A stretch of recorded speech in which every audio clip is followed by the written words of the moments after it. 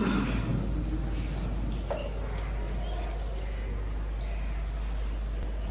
الله الرحمن الرحيم. الحمد لله رب العالمين، والصلاة والسلام على سيد الأنبياء والمرسلين وعلى آله وأصحابه أجمعين، أما بعد. ابھی تک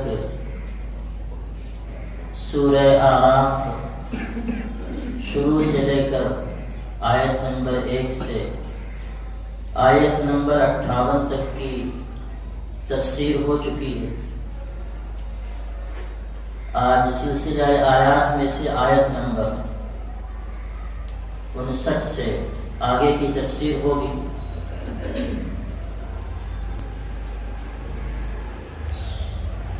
آیت نمبر 58 تک شروع سے یہاں تک 7 رکوع.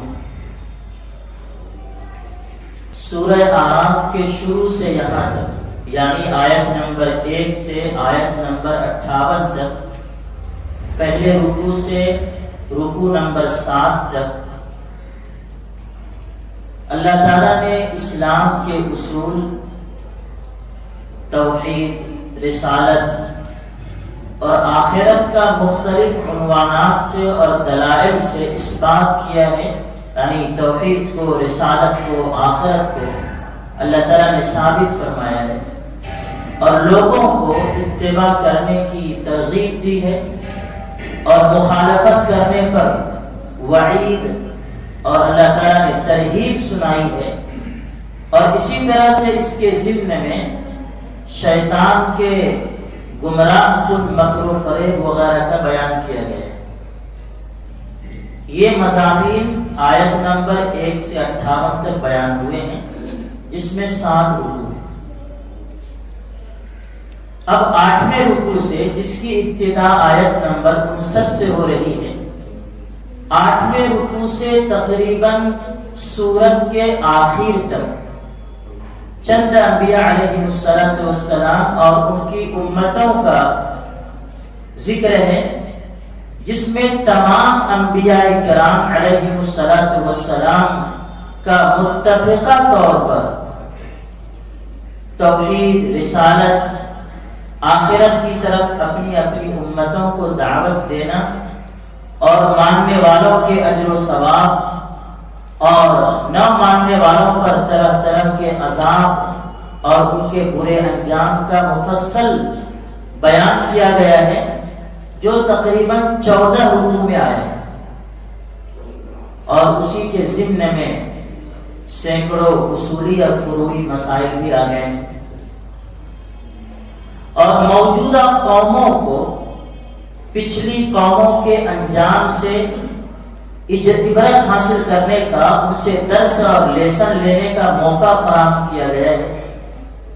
اور رسول اللہ صلی اللہ علیہ وسلم کے لیے اس میں تسلی کا سامان کیا گیا ہے. آپ کو تسلی دی گئی ہے کہ آپ سے پہلے بھی جو انبیاء اور رسول آئے ہیں ان کے ساتھ بھی ایسے ہی معاملات ہوتے تھے.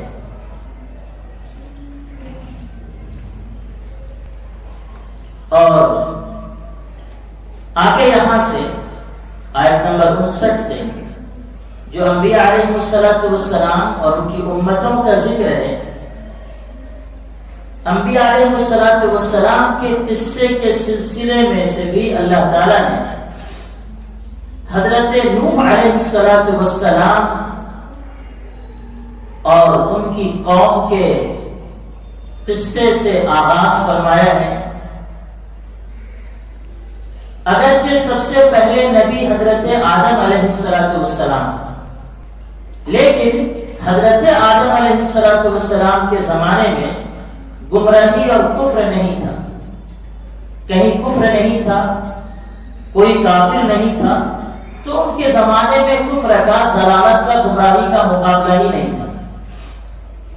اس لیے حضرت آدم علیہ السلام کی شریعت میں زیادہ تر جو احکامات اللہ نے بیان فرمائے اس کا تعلق زمین کی آباد کاری سے اور انسانی ضروریات سے. کفر و شرک کا جو مقابلہ شروع ہوا وہ حضرت نوح علیہ السلام کے زمانے سے شروع ہوا. اور رسالت اور شریعت کی حیثیت سے دنیا میں سب سے پہلے جو رسول ہیں وہ حضرت نوح علیہ السلام ہی ہیں۔ اس کے علاوہ طوفان نوح میں پوری دنیا غرق ہو جانے کے بعد جو لوگ باقی رہ گئے تھے وہ حضرت نوح علیہ السلام اور کشتی میں ان کے ساتھ جو ان کے رفقا تھے بس وہی تھے، اور اسی سے جو ہے نئی دنیا آباد ہوئی ہے۔ اسی لیے حضرت نوح علیہ السلام کو آدم اصغر، چھوٹا آدم، دوسرے لفظوں میں آدم ثانی یعنی دوسرا آدم بھی کہا جاتا ہے۔ اور یہی وجہ ہے کہ انبیاء علیہ السلام کے قصے کا آغاز جب کیا گیا تو سب سے پہلے حضرت نوح علیہ السلام سے اس کی شروعات کی، جس میں 950 برس تک حضرت نوح علیہ السلام کا اتنے لمبے عرصے تک اپنی قوم کو دعوت دینا اور اس کے باوجود بھی امت کا راہ راستے پر نہ آنا سوائے چند لوگوں کے، تھوڑے مومنین کے، اور باقی سب کا غرق ہو جانا، اس کا بیان اللہ تعالیٰ نے فرمایا ہے، جس کی تفصیل آیات قرآنی میں یوں ہے: اعوذ باللہ من الشیطان الرجیم، بسم اللہ الرحمن الرحیم، لقد ارسلنا نوحا الى قومه فقال يا قوم اعبدوا الله ما لكم من اله غيره انی اخاف علیکم عذاب یوم عظیم۔ ہم نے نوح کو ان کی قوم کے پاس بھیجا، چنانچہ انہوں نے کہا اے میری قوم کے لوگوں، اللہ کی عبادت کرو، اس کے سوا تمہارا کوئی معبود نہیں ہے، یقین جانو مجھے سخت اندیشہ ہے کہ تم پر ایک زبردست دن کا عذاب نہ آ پڑا۔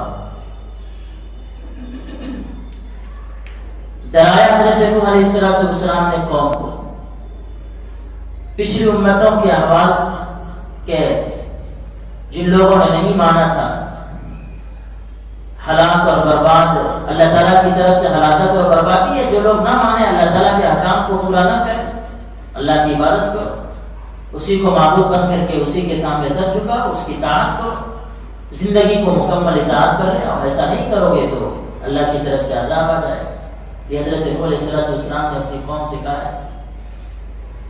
یہاں پر ایک بات بتا دوں کہ حضرت اسرائیلی روایات کے مطابق حضرت نوح علیہ السلام کی پیدائش اور حضرت آدم علیہ السلام کی وفات کے درمیان 1000 سال سے کچھ زیادہ کا فاصلہ ہے۔ یہ روایات اسرائیلی روایات ہیں، اس لیے محقق علماء نے ان روایات کو مستند نہیں سمجھا، اوتھینٹک نہیں سمجھا۔ حقیقی فصل کیا ہے، ڈیسٹینیشن کیا ہے حضرت نوح علیہ السلام حضرت آدم علیہ السلام کے درمیان یقینی علم حاصل کرنے کا کوئی راستہ نہیں ہے، اس لیے کہ کوئی تعریف کو مرتب کی نہیں۔ البتہ اتنی بات قرآن کریم سے واضح ہوتی ہے کہ اس طویل عرصے کے دوران بت پرستی کا رواج بہت بڑھ گیا تھا۔ حضرت نوح علیہ السلام کی قوم نے بھی بہت سارے بت بنا رکھے تھے، جن کے نام سورہ نوح میں مذکور ہیں۔ وَقَالُوا لَا تَذَرُنَّ آلِهَتَكُمْ وَدًّا وَلَا سُوَاعًا وَلَا يَغُوثَ وَيَعُوقَ وَنَسْرًا، کہ جب حضرت نوح علیہ السلام نے ڈرایا کہ ان کی عبادت مت کرو، یہ تو معبودان باطل ہیں، ان کے اندر کچھ کرنے کی سطح نہیں، اللہ کی پرستش کرو، تو یہ کہنے لگے، اپنے لوگوں سے بھی کہنے لگے ان کے سردار کے جو معبود ہم نے تم نے بنا رکھے ہیں ان کی عبادت چھوڑنا مت، ان کی پرستش چھوڑنا مت، جن میں سے ایک کا نام ود، سواع، یغوث، یعوق اور نسر، یہ نام سورہ نوح کے اندر مذکور ہے۔ اور سورہ عنکبوت سورہ نمبر 29 آیت نمبر 14 میں ہے کہ حضرت نوح علیہ السلام نے 950 سال تک اس قوم کو حق کی تبلیغ فرمائی، اور سمجھانے کا کوئی طریقہ حضرت نوح نے نہیں چھوڑا۔ کچھ نیک بخت ساتھی جو زیادہ تر غریب طبقے سے تعلق رکھتے تھے ان پر ایمان لائے، لیکن قوم کی اکثریت نے کفر ہی کا راستہ اختیار کیے رکھا۔ حضرت نوح علیہ السلام ان کو اللہ کے عذاب سے ڈراتے رہے، لیکن جب وہ نہ مانے تو انہوں نے بد دعا کی حضرت نوح نے، اور پھر انہیں ایک شدید طوفان میں غرق کر دیا گیا۔ حضرت نوح علیہ السلام کے واقعہ اور ان کی قوم پر آنے والے طوفان کی سب سے زیادہ جو تفصیل بتائی گئی ہے وہ سورہ ہود میں، جو سورہ نمبر 11 ہے۔ سورہ ہود سورہ نمبر 11 آیت نمبر 25 سے لے کر کے 49 تک، یہاں سب سے زیادہ تفصیل حضرت نوح علیہ السلام کے واقعے اور ان کی قوم پر آنے والے طوفان کی بیان کی گئی، اور اسی طرح سے سورہ نوح سورت نمبر 71 میں بھی اس کی تفصیل آئے گی۔ اس کے علاوہ سورہ مومنون جو ترتیب کے اعتبار سے سورت نمبر 23 ہے، اس کی آیت نمبر 23 میں، اور اسی طرح سے سورہ شورا جو ترتیب کے اعتبار سے قرآن کی سورت نمبر 26 ہے، اس کے آیت نمبر 105 میں، اور اسی طرح سے سورہ قمر جو قرآن کی سورت کی ترتیب کے اعتبار سے سورت نمبر 54 ہے، اس کی آیت نمبر 9 میں واقعہ اختصار کے ساتھ بیان ہوا ہے۔ تو انشاءاللہ وہاں پر اس کی تفصیل آ جائے گی۔ جب حضرت نوح علیہ السلام نے اپنی قوم سے یہ کہا کہ اللہ کو معبود حقیقی سمجھ کر اسی کی عبادت اور اطاعت میں لگے رہو، اگر تم نے نہیں مانا تو اللہ کا عذاب تم پر آ جائے گا، تو ان کی قوم نے ایک بڑا دل خراش اور بڑے جاہلانہ انداز میں حضرت نوح علیہ السلام کو جواب دیا، اور انہوں نے کہا قال الملأ من قومه إنا لنراك في ضلال مبين۔ ان کی قوم کے سرداروں نے کہا، ملأ قال الملأ، ان کی قوم کو ملأ عربی زبان کا لفظ ہے، یہ بڑے لوگوں کو جو قداور لوگ ہوتے ہیں سرداروں کے لیے استعمال ہوتا ہے۔ قال الملأ من قومه، ان کی قوم کے سرداروں نے کہا انا لنراك في ضلال مبين، ہم تو یقینی طور پر دیکھ رہے ہیں کہ تم کھلی ہوئی گمراہی میں مبتلا ہو۔ قوم نے حضرت نوح سے کہا ہم دیکھ رہے ہیں کہ تم کھلی ہوئی گمراہی میں مبتلا ہو، اس لیے کہ تم ہم کو ہمارے باپ دادوں کے دین سے تم نکالنا چاہتے ہو، تم جو بات ہمارے سامنے بیان کر رہے ہو ایک الگ دین کی طرف بلا رہے ہو، ہم جس دین پر چلتے آ رہے ہیں ہمارے باپ دادا کا دین ہے، تم ہم کو ہمارے باپ دادا کا دین چھڑوانا چاہتے ہو اور دوسرے دین کے اتباع کرنے کو کہہ رہے ہو، اور تم جو ہم کو یہ بتاتے ہو کہ اگر نہ مانو گے تو اللہ کا عذاب آ جائے گا، اور پھر تم جو ہم کو قیامت کے بارے میں بتلاتے ہو اور قیامت میں نہ ماننے پر جو جزا کا اور سزا کا تذکرہ ہمارے سامنے کرتے ہو، نوح یہ سب باتیں وہمی باتیں ہیں، یہ سب خیالی باتیں ہیں، حقیقت سے اس کا کوئی تعلق نہیں۔ قوم نے یہ دلخراش انداز میں جواب دیا۔ قوم کے اس دلخراش انداز میں جواب دینے پر حضرت نوح علیہ السلام نے جس انداز میں اپنی قوم کے شبہے کو ختم فرمایا اور ان کا جواب دیا، یہ قیامت تک آنے والے مبلغین، دین کی تبلیغ کرنے والے، دین کا پیغام پہنچانے والے اور معاشرے میں رہ کر اصلاح کا کام کرنے والوں کے لیے بڑی ہدایت ہے اس میں۔ دیکھیے حضرت نوح علیہ السلام نے کس طرح سے قوم کے شبہے کو ختم فرمایا، کس طرح سے ناصحانہ اور مشفقانہ انداز میں قوم کو جواب دیا ہے۔ قال یا قوم لیس بی ضلالۃ ولکنی رسول من رب العالمین ابلغکم رسالات ربی وانصح لکم واعلم من اللہ ما لا تعلمون۔ اے میری قوم، مجھے کوئی گمراہی نہیں لگی مگر میں رب العالمین کا بھیجا ہوا پیغمبر ہوں، میں تمہیں اپنے رب کے پیغامات پہنچاتا ہوں اور تمہارا بھلا چاہتا ہوں، مجھے اللہ کی طرف سے ایسی باتوں کا علم ہے جن کا تمہیں پتہ نہیں۔ کس طرح ناصحانہ انداز میں حضرت نوح علیہ السلام نے قوم کے شبہے کو ختم فرمایا، ان کو جواب دیا، کتنا سادہ انداز ہے۔ مجھے کوئی گمراہی نہیں لگی ہے جو تم لوگ مجھ کو کوئی کہتے ہو کہ تم تو گمراہی میں پڑے ہو، میں تو اللہ کی طرف سے پیغمبر اور قاصد ہوں، میں خود نہیں بولتا ہوں بلکہ میں اپنے رب کے ہدایات کے مطابق بولتا ہوں۔ جیسا رب مجھے انسٹرکٹ کرتا ہے ویسے میں وہی پیغام تم کو پہنچاتا ہوں.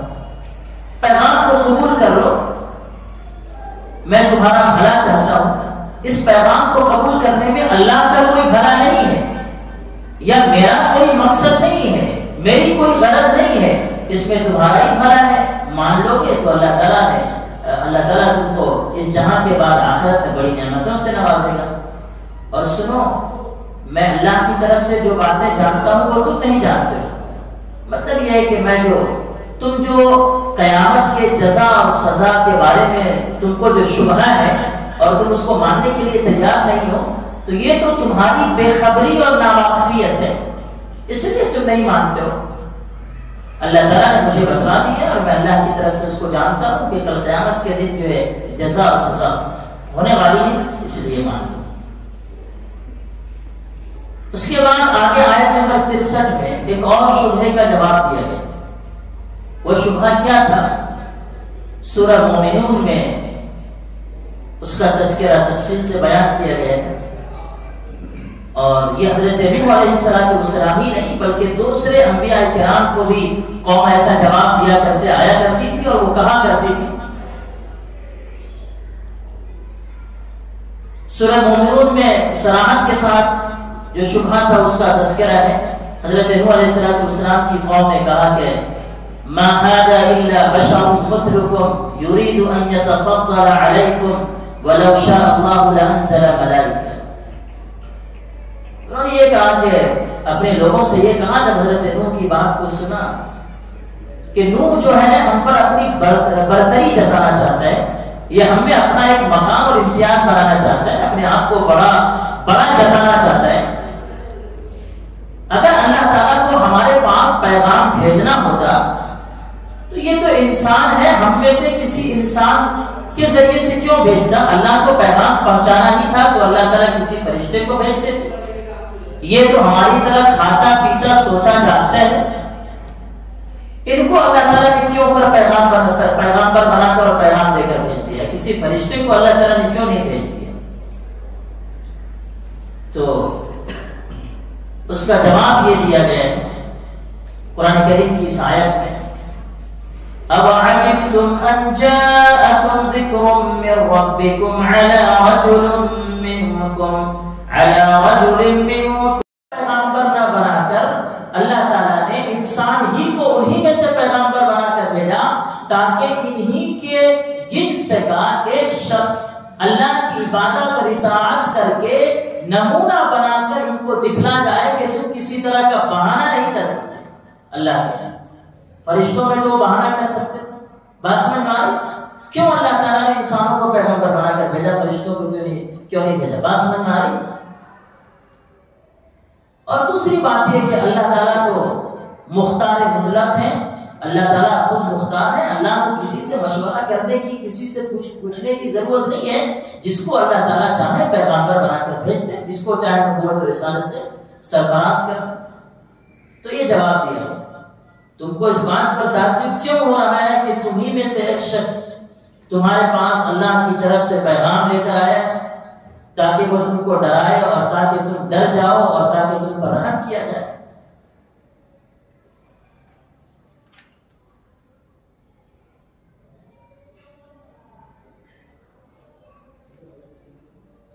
فَكَذَّبُوهُ فَأَنْجَيْنَاهُ وَالَّذِينَ مَعَهُ فِي الْفُلْكِ وَأَغْرَقْنَا الَّذِينَ كَذَّبُوا بِآيَاتِنَا إِنَّهُمْ كَانُوا قَوْمًا عَمِينَ. حضرت نوح علیہ السلام کے اتنا سمجھانے کے باوجود اور اتنے لمبے عرصے تک دعوت دینے کے باوجود جب قوم نے نہیں مانا، ان کی بدعملی پر، ان کی شرارت پر، اللہ تبارک و تعالیٰ کا جو ایک دستور اور قانون ہے کہ جب قومیں نہیں مانا کرتی ہیں تو پھر اللہ تعالیٰ اس کے بعد اللہ تعالیٰ ان پر عذاب لے آتے ہیں ان کی تباہی و بربادی کے لیے. جب حضرت نوح کی قوم نے بھی نہیں مانا، اتنے برس تک محنت اور جد و جہد کرنے کے باوجود تکذیب کی، حضرت نوح کو جھٹلایا، تو اللہ تبارک و تعالیٰ نے ان کو بھی عذاب میں مبتلا کر کے اس کو ہلاک کر دیا. قرآن کریم کی اس آیت میں اسی کا تذکرہ ہے. پھر بھی انہوں نے نوح کو جھٹلایا، چنانچہ ہم نے ان کو اور کشتی میں ان کے ساتھیوں کو نجات دی۔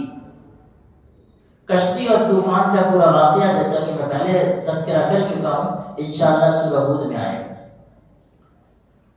پھر انہوں نے نوح کو جھٹلایا، پھر بھی انہوں نے نوح کو جھٹلایا، چنانچہ ہم نے ان کو اور کشتی میں ان کے ساتھیوں کو نجات دی اور ان سب لوگوں کو غرق کر دیا جنہوں نے ہماری نشانیوں کو جھٹلایا تھا، یقیناً وہ اندھے لوگ تھے۔ یعنی حضرت نوح کے اتنا سمجھانے کے باوجود بھی وہ اپنی شرارت میں پڑے رہے، وہ اندھے بنے رہے اور انہوں نے تصدیق نہیں کی، حضرت نوح کو جھٹلاتے رہے، تو اللہ کا عذاب ان پر آ گیا۔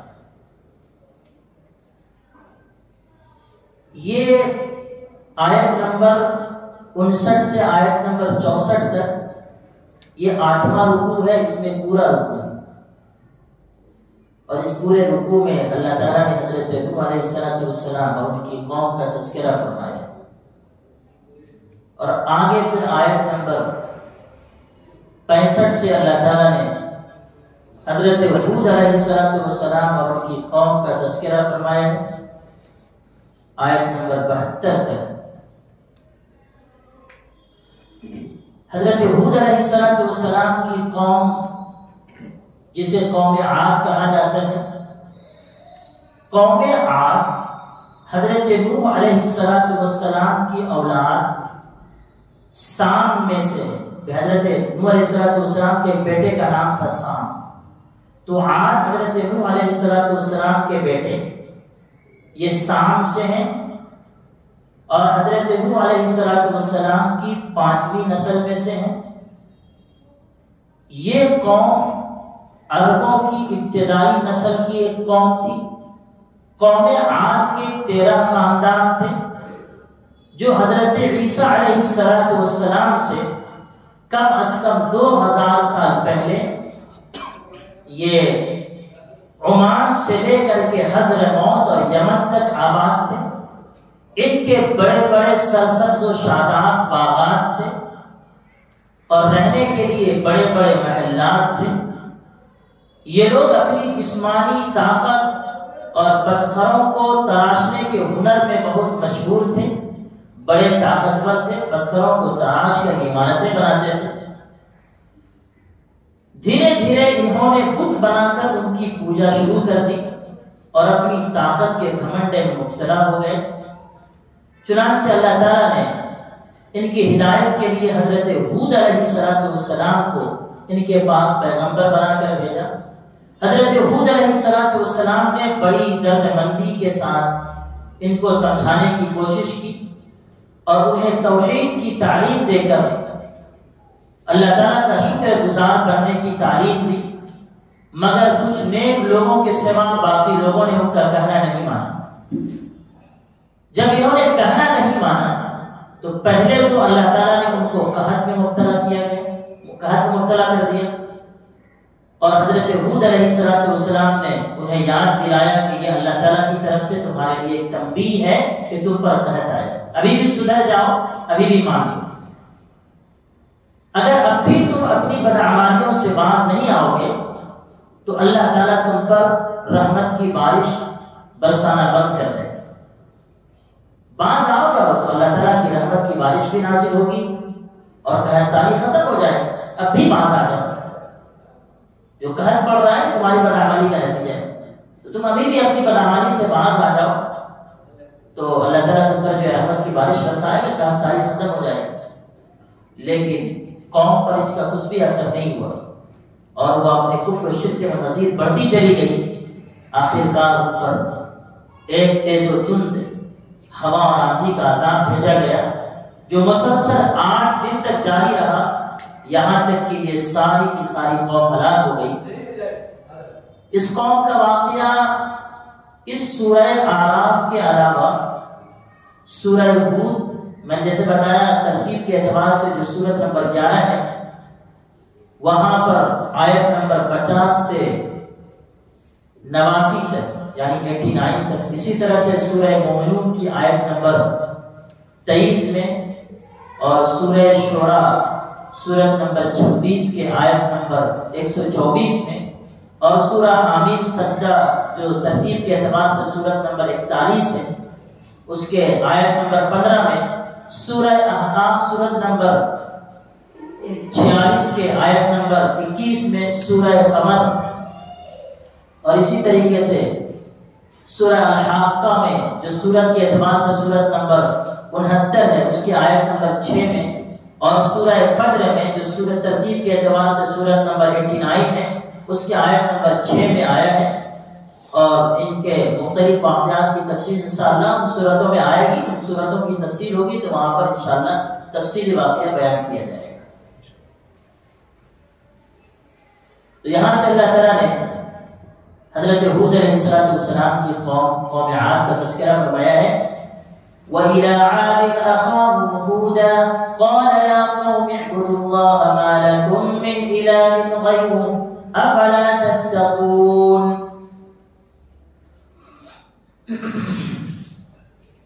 اور قوم عاد کی طرف ہم نے ہود کو بھیجا، انہوں نے کہا اے میری قوم اللہ کی عبادت کرو، اس کے سوا تمہارا کوئی معبود نہیں۔ کیا پھر بھی تم اللہ سے نہیں ڈرو گے؟ قال الملأ الذين كفروا من قومه إنا لنراك في سفاهة وإنا لنظنك من الكاذبين۔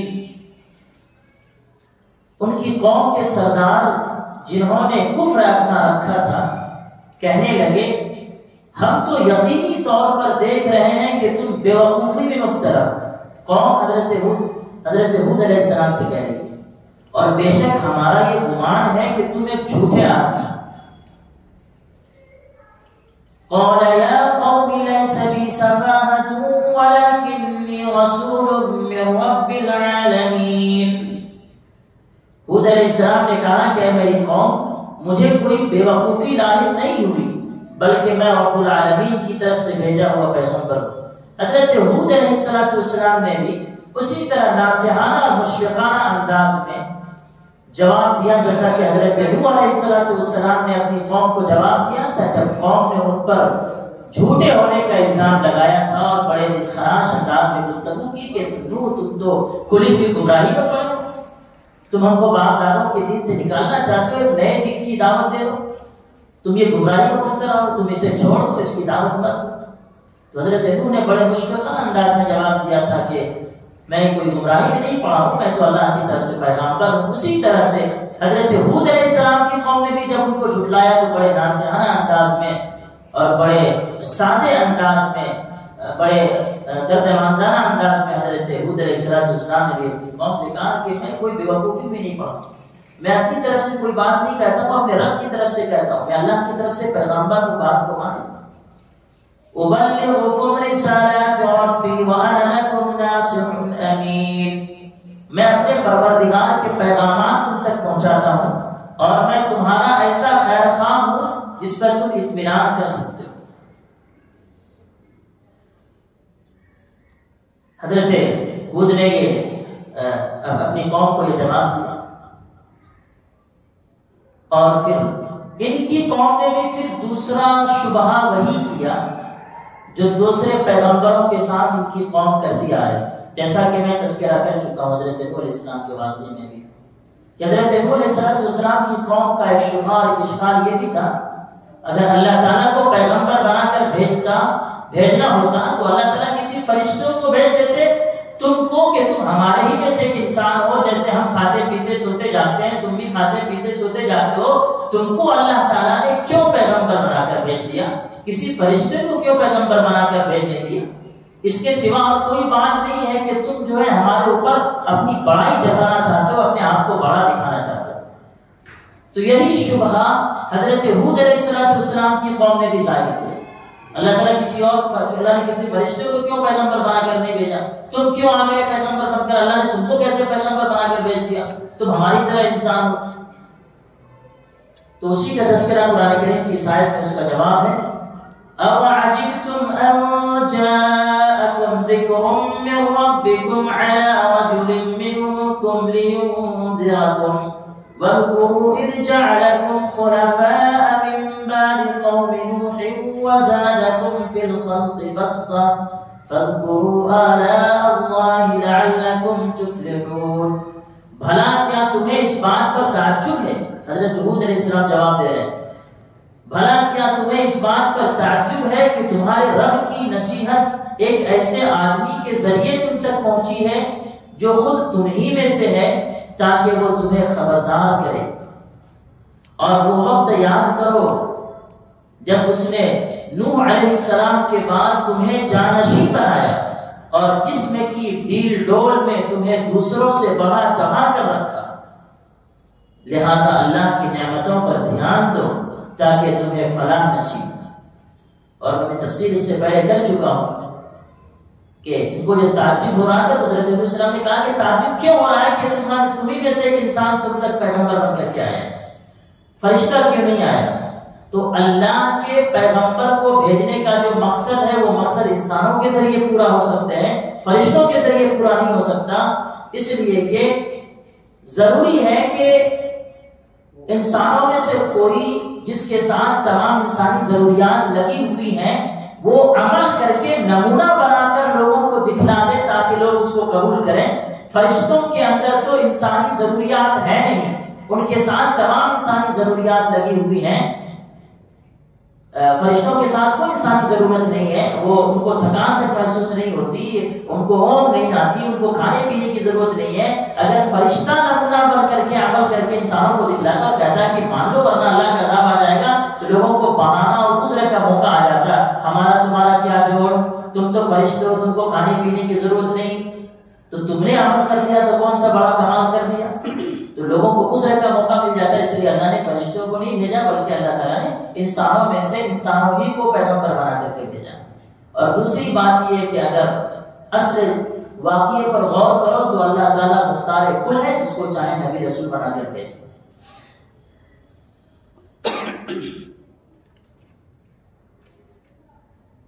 قالوا أجئتنا لنعبد الله وحده ونذر ما كان يعبد آباؤنا فأتنا بما تعدنا إن كنت من الصادقين. انہوں نے کہا کیا تم ہمارے پاس اس لیے آئے ہو کہ ہم تنہا اللہ کی عبادت کریں اور جن بتوں کی عبادت ہمارے باپ دادا کرتے آئے ہیں انہیں چھوڑ بیٹھے؟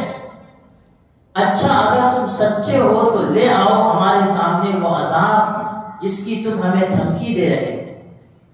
قال قد وقع عليكم من ربكم رجس وغضب أتجادلونني في أسماء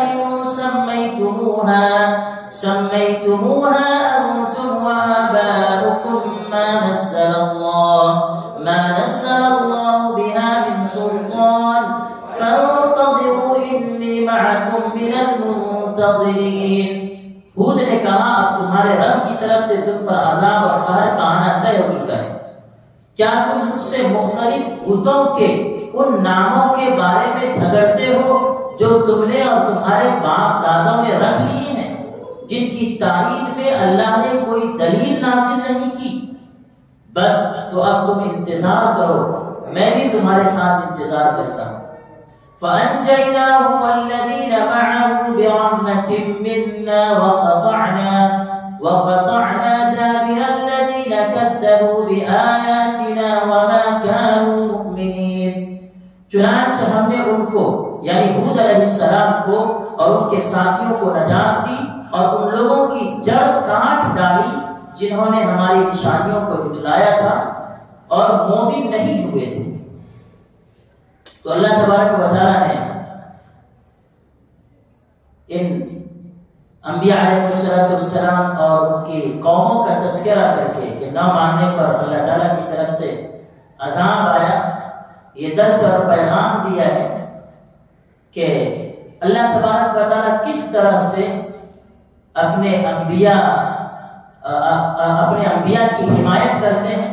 کہ طوفان نوح کو دیکھ لو کہ پہاڑوں پر چڑھ جانے والا طوفان، لیکن اللہ تعالیٰ نے کیسے حضرت نوح علیہ السلام کو کیسے اللہ نے حمایت دی کہ وہ طوفانوں کا کچھ بگاڑ نہیں سکا، حضرت نوح کی سلامتی کو کوئی خطرہ لاحق نہیں ہوا. اور دوسرا پیغام یہ دیا گیا کہ آج کے لوگوں کو بھی کہ پچھلی قومیں جس طرح سے انبیاء کی تعلیمات کو جھٹلانے اور ٹھکرانے کی وجہ سے عذاب میں مبتلا ہوئی ہیں، آج کے لوگوں کو بھی انبیاء کرام کی تعلیمات کو سامنے رکھ کر عمل کرنا چاہیے۔ اگر آج کی قوم بھی، آج کے لوگ بھی انبیاء کرام کی تعلیمات کو جھٹلاتے ہیں، اس کی تکذیب کرتے ہیں، اس کو ٹھکراتے ہیں اور عمل نہیں کرتے ہیں اور بدعملی کی زندگی بسر کرتے ہیں، تو جس طرح سے وہ قوم اللہ کے عذاب سے، ہلاکت سے نہیں بچ سکی، تو ان کو بھی اس بات سے معمول نہیں ہونا چاہیے کہ اللہ کا عذاب ان پر بھی آ جائے۔ سبحان اللہ و بحمدہ، سبحانک اللہم و بحمدک، نشہد ان لا الہ الا انت، نستغفرک۔